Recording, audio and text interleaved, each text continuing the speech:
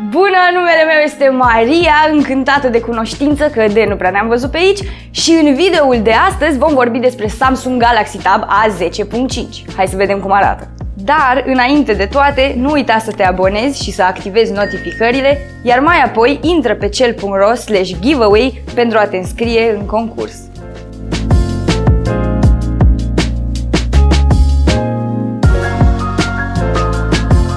După cum probabil că știi, competiția între tabletele de clasă mijlocie este destul de acerbă, deci să vedem cum ne poate convinge aceasta să o luăm acasă. În august anul acesta, Samsung a venit cu o updatare al vechiului Galaxy Tab A10.1. Ce are în plus? În cazul acesta numele spune destul de multe, de la 10,1 inch la 10,5, deci este mai mare.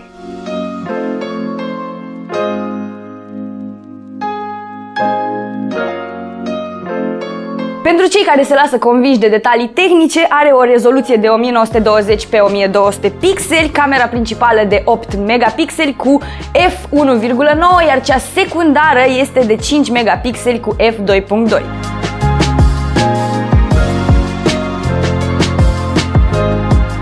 Are 3 GB de RAM, un procesor Snapdragon 450, octa-core de 1,8 GHz, iar acceleratorul grafic este un Adreno 506. Există în varianta de 32 sau 64 GB spațiu de stocare și sistemul de operare este Android. Iar pentru cei care urmează să se folosească de ea doar ca să se dea mari în fața prietenilor, ei bine, cum le stă? Lăsând gluma la o parte, arată destul de bine. Este subțirică, are un design minimalist, nu are cele mai înguste margini, însă arată bine.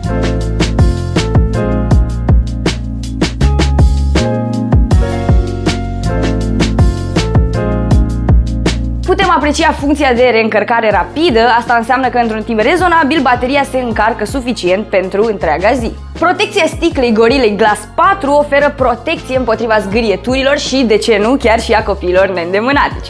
De asemenea, există și cele 4 difuzoare Surround, câte unul în fiecare colț al tabletei, care împreună cu ecranul Full HD îți va oferi o experiență cinematografică îmbunătățită față de un dispozitiv HD cu sunet mono sau stereo. She's the last of her kind. She contains technology that have been lost for 300 years. Let me show you something.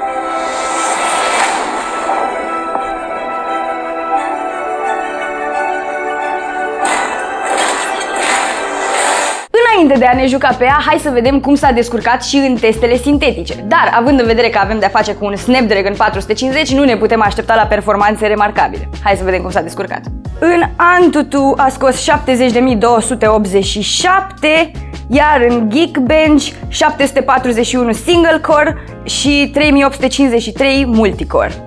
În ceea ce privește gaming-ul, tableta s-a descurcat decent, luând în considerare procesorul acesteia. Au existat sacadări ocazionale, însă experiența de gaming a fost destul de bună per total.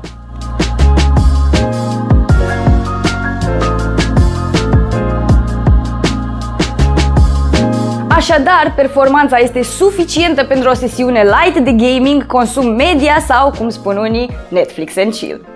În concluzie, tableta este foarte bună pentru cei care călătoresc frecvent, poate fi folosită și pentru gaming, atâta timp cât nu vă deranjează să renunțați la fidelitatea grafică la unele jocuri, dar compensează printr-o redare a sunetului foarte puternică pentru o tabletă în acest preț.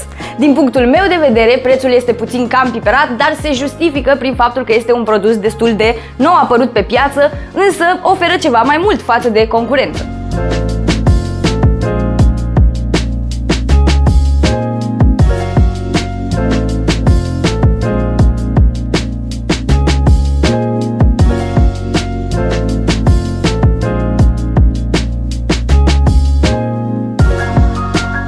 Și acum să vedem ce mai e prin cutie. Avem maculatura, cablu USB de alimentare și transfer date, USB tip C și încărcătorul 5V 2A sau 9V 1,67A.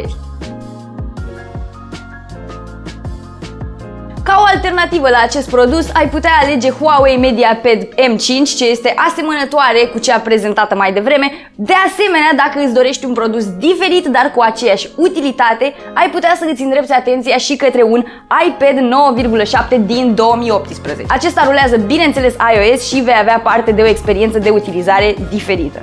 Și am ajuns și la sfârșitul videoului de astăzi. Până data viitoare, nu uita să verifici descrierea pentru linkuri utile și prețuri actualizate. Eu sunt Maria, până data viitoare!